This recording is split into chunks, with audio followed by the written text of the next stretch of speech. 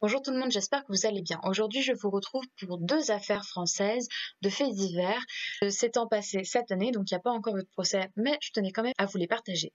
Héloïse, ne t'inquiète pas pour ta vidéo, ce sera la prochaine. J'essaie d'intervertir entre affaires étrangères et affaires francophones. J'avais déjà fait celle de Guangzhou une fois, que vous pouvez retrouver ici dans le petit i quand tu m'en as parlé. Je fais donc l'affaire francophone et ensuite il y aura la tienne. Sur ce, lançons-nous dans la vidéo et dans les deux affaires de faits divers françaises.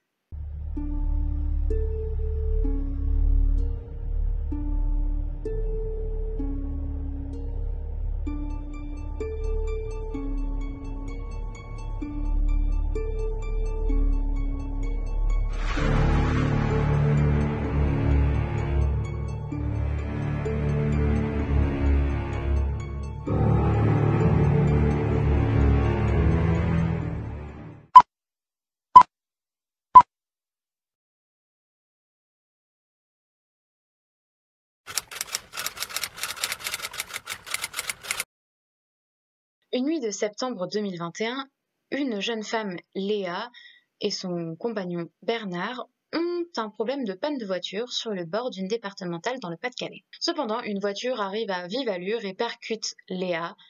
Elle décédera sur le coup. Mais est-ce réellement un accident ou est-ce la machination de deux amants dérangés ?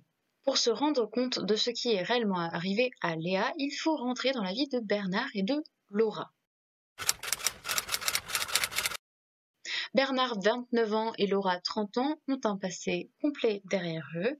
Ils se rendent compte alors qu'ils sont au lycée de Saint-Paul-sur-Ternoise à la fin des années 2000 et au début des années 2010. Laura est une fille assez discrète, renfermée, sensible, et elle ne se sent pas d'approcher Bernard avant d'avoir son baccalauréat. Le 18 novembre 2010, après avoir obtenu son bac, il y a une fête entre amis et c'est le coup de foudre. Ils se mettent immédiatement ensemble et pendant des mois, les réseaux sociaux sont inondés de « je t'aime mon amour, mais non, tu es le centre de ma vie, non, bien sûr, tu es le soleil de mon univers » et plein d'autres trucs dégoulinants d'amour avec des paillettes. Un an plus tard, ils ont 20 ans lorsqu'ils reçoivent les clés de leur petit nid douillet dans la ville d'Auxy, le château, dans le Pas-de-Calais. Ils emménagent en juin 2011 et en octobre 2011, Laura annonce sa grossesse. En 2012, naîtra leur enfant et le couple est au comble du bonheur. Mais ce bonheur, vous le savez, parfois cache quelques petites choses un peu plus croustillantes. Et là, c'est le cas. Le bonheur de ce couple cache les dépenses faites par le mari, enfin par le compagnon. Bernard est dépensier. Il ne fait pas attention à l'argent, il ne calcule pas, il ne cherche pas à calculer et il embarque tout le monde avec lui. Par exemple, il fera un prêt pour s'acheter une voiture, une 3008. Cependant, il ne peut pas rembourser le dit prêt, donc il vendra la voiture à bas prix, mais l'argent qu'il tirera de cette transaction ne lui permettra pas de rembourser ce prêt. De plus, il va décider qu'il est temps pour eux d'opter pour une maison un peu plus grande. Il déménage donc à Buire-aux-Bois, cependant, qui dit logement plus grand, dit loyer plus important. Ils ne peuvent pas se le permettre, donc régulièrement, ils font l'impasse sur le loyer, ils ont donc énormément de dettes. Mais Laura aime toujours autant Bernard, et le 18 août 2018, ils se marient. Laura attend de ce mariage qu'il cimente un peu plus et qu'il renforce leur couple, mais vous verrez que ce n'est pas ce qu'il va se passer. L'assistance du mariage n'est composée que de la famille et des amis, mais parmi les 10 amis, il y a une femme qui s'appelle Léa Demagny.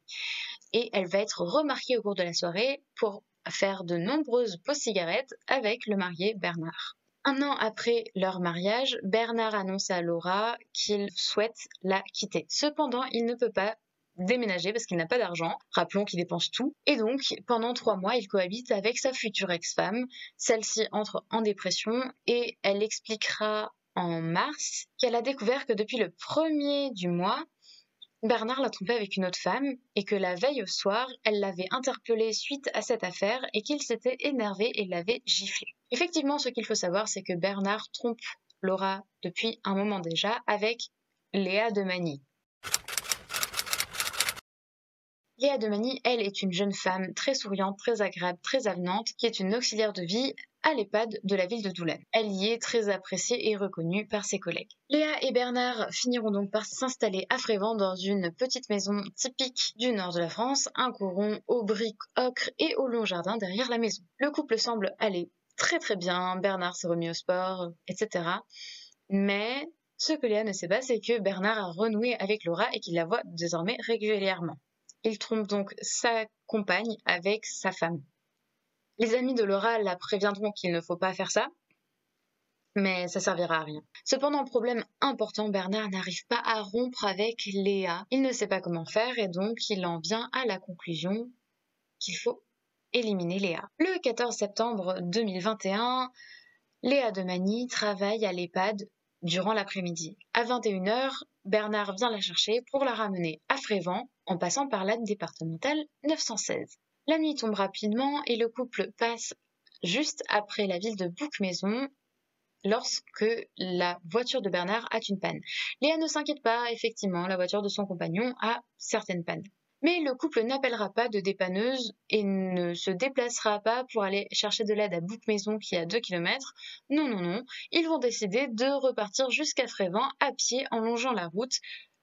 Frévent qui se situe à 6 km de route. Alors qu'ils marchent le long de cette voie très empruntée de nuit, un SUV arrive à toute allure, percute Léa et repart. Bernard appelle alors les pompiers qui arrivent mais ils ne peuvent rien pour Léa, elle est décédée. Les policiers, eux, ne remarqueront qu'une seule chose, il n'y a pas de traces de freinage et il n'y a seulement que des petits bouts de plastique de phare. Dès le lendemain, un appel à témoins est fait pour essayer de retrouver le SUV et le ou la propriétaire de celui-ci. 2 jours après, le jeudi 16 septembre, Bernard se rend au commissariat et il déclare qu'il a vu un phare cassé et du sang sur la Golf de sa femme dont il est séparé depuis 2 ans. Lorsque Laura Doual est interrogée, elle va confirmer ce que Bernard leur a dit. Elle dira qu'elle est allée sur cette route par hasard ce soir-là, qu'elle a vu la voiture de son futur ex-mari et qu'elle a donc décidé de se débarrasser de sa rivale. Mais coup de théâtre le lendemain, Bernard revient à la gendarmerie et demande à être placé en garde à vue. Il explique alors tout aux gendarmes. Il a renoué avec Laura, il n'arrivait pas à quitter Léa et donc il est convenu avec sa femme d'un moyen d'éliminer sa compagne. Laura Doual sera interrogée en lien avec cette déclaration. Elle confirmera les propos de son époux et le couple sera déféré devant la justice, mis en examen pour meurtre et incarcéré en détention provisoire. Ce que les enquêteurs cherchent désormais, c'est à savoir qui a eu l'idée du plan. Est-ce que quelqu'un l'a eu plus qu'un autre? Est-ce que Bernard a poussé Léa sous les roues de la voiture de Laura, etc. Ça en est tout de l'affaire de l'accident du Pas-de-Calais, qui n'est pas un accident. Maintenant, lançons-nous dans la deuxième histoire, l'histoire des étranges mortes de la Saône.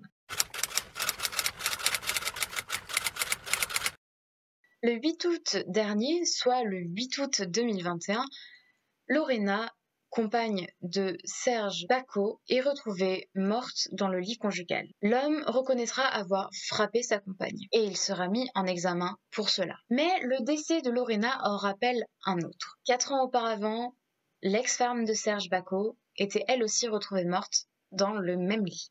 À l'époque, son mari raconte qu'elle est morte suite à une blessure survenue en tombant dans les escaliers. Et le parquet d'Amiens classait cela comme un malencontreux accident. Mais suite à la mort de Lorena, il décide de rouvrir l'enquête. Serge Bacot est un homme de 44 ans, il est grand, maigre, a un visage anguleux et long. Il a toujours vécu dans la ville de Lompré-les-Corsins, dans la Somme. Dans son village, il est perçu comme un vrai gentil, dit que c'est une de ses collègues, et comme quelqu'un de très positif et d'apprécié. Adolescente discrète et introvertie, Lorena Dormat a 14 ans lorsqu'elle arrive dans la ville de Lompré-les-Corsins. Les filles de son collège vont rapidement la prendre sous leur aile après qu'elles aient compris à demi-mot que Lorena se faisait battre par ses parents. À 17 ans, Lorena rencontre un forain qui deviendra son mari et c'est alors qu'elle se mettra à boire. 3 enfants après, le couple se sépare et c'est l'homme qui aura la garde de ses enfants. Peu de temps après, Lorena rencontre un autre homme avec qui elle aura un enfant, mais malheureusement son compagnon décédera subitement suite à une maladie 1 an après la naissance de leur fils. Serge Bacot perd son épouse Marilyn Deschamps en octobre 2017. Il rencontrera Lorena en début 2018.